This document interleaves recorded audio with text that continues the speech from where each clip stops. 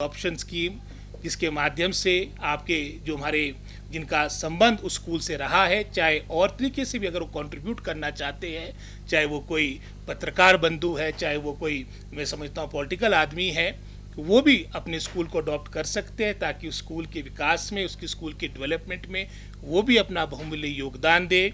मुख्यमंत्री बाल पौष्टिक योजना, ड्रेस कोड, ऐसे बहुत से निर्णय लिए गए जिसके माध्यम से आप जानते हैं कि इन 3 वर्षों में जो आपके सर्वेक्षण एक समय में पिछली सरकार के कार्यकाल के दौरान विशेषकर जो आपके नेगेटिव सर्वेक्षण आ रहे थे, निराशाजनक सर्वेक्षण आ रहे थे, उसमें भी सुधार आपको देखने को मिलेगा। जहाँ 2021 में आपने देखा होगा, 2021 में जो आपका नेशनल असेसमेंट सर्वे का जो सर्वेक्षण की रिपोर्ट आई थी, उसके अनुसार जहां अतीत में हिमाचल प्रदेश हमेशा टॉप 5 स्टेट्स में गिना जाता था, हम 21वें स्थान पे पहुंच चुके थे।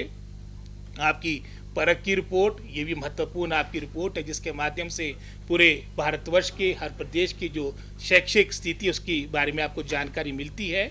उसमें भी आप 8वें स्थान पे पहुंच चुके थे। आपका, मैं समझता हूँ, 8th का स्टूडेंट आपका 3rd का सिलेबस पढ़ने में असमर्थ था, और ये आज हम सब के लिए एक खुशी की बात है, एक प्रसन्नता का विषय हम सभी प्रदेशवासियों के लिए कि आज नेस की रिपोर्ट में जहां हम 21वें स्थान पे थे, अगर हम स्टेट्स की बात करेंगे हमारी रैंकिंग नंबर 3rd है। अगर हम यूनियन टेरिटरीज को इंक्लूड करते हैं तो हमारी रैंकिंग 5th आती। और ये किसी व्यक्ति विशेष या किसी, मैं समझता हूँ, स्वयंसेवी कोई NGO की रिपोर्ट नहीं, गवर्नमेंट ऑफ इंडिया की रिपोर्ट है, क्रेडिट रिपोर्ट है।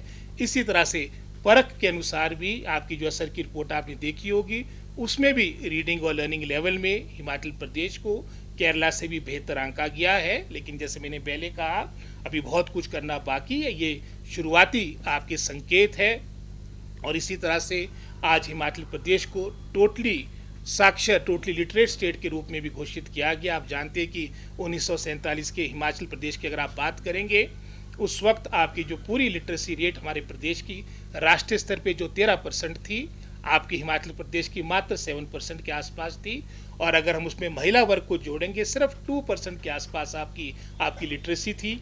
इसी तरह से आज वो, अगर हम आप साथ लगते प्रदेशों की बात करें, उदाहरण के तौर पे, क्योंकि बहुत बड़ा आधा हिमाचल प्रदेश हमारा वो है जो आपका पंजाब से कटकर हिमाचल प्रदेश में 1960 के दशक में जुड़ा था। आज आप पंजाब का आपका लिटरेसी रेट 83% है। आज हिमाचल प्रदेश का जो लिटरेसी रेट है वो गोवा के साथ हाईएस्ट इन कंट्री 99.30% है। तो मात्र ये 5-7 यूनियन टेरिटरीज और आपके प्रदेश है जिन्हें टोटल लिटरेट स्टेट के रूप में घोषित किया गया है। तो ये भी एक बहुत बड़ी उपलब्धि हमारे प्रदेश के लिए, क्योंकि अपने कठिन भौगोलिक परिस्थितियों के कारण हमारा प्रदेश जाना जाता था। और आज शिक्षा के क्षेत्र में, अन्य क्षेत्रों में एक अच्छा, मैं समझता हूँ, कार्य हुआ है। और इसके लिए मैं अपने विभाग को बधाई देता हूँ, समस्त प्रदेशवासियों को बधाई देता हूँ। तो जबकि समक्ष रखनी थी, साथ ही साथ हमारे विपक्ष के साथ भी, जैसे आमतौर पे अभी हमारी आपदा का दौर चला, आपके सामने अभी मौसम की सामने कितने घने बादल आज के समय में भी है। जो जून में आपका क्रम, आपका, मैं समझता हूँ, वर्षा का प्रारंभ हो गया था। जो नुकसान आपका मंडी जिला से प्रारंभ हुआ था, नवीनतम उदाहरण आपके समक्ष बिलासपुर का है, जहां पर हमारी लगभग कोई 17 बहुमूल्य जाने की, लगभग कोई 5,500 करोड़ का नुकसान आपका प्रदेश का वर्तमान तक हो चुका है।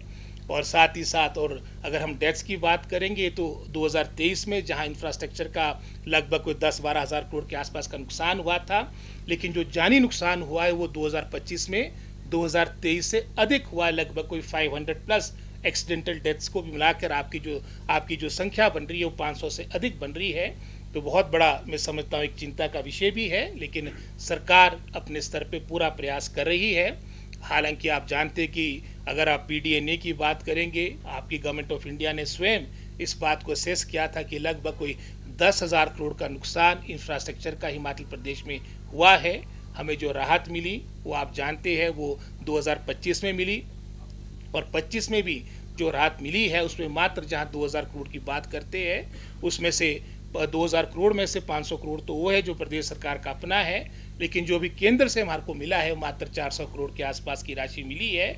और इस वर्ष भी आपके लगभग हमारा 5500 के आसपास 5500 करोड़ के आसपास की क्षति हुई है।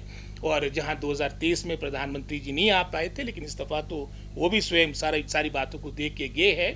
हमें आशा है कि जो उन्होंने अनाउंसमेंट भी की, लगभग कोई 1500 करोड़ की अनाउंसमेंट इस दफ़ा भी की थी, शीघ्र अतिशीघ्र ये राहत का पैसा हमें दिया जाए। अगर ये पैसा लेट मिलेगा तो उसका कोई, मैं समझता हूँ, अर्थ नहीं होगा।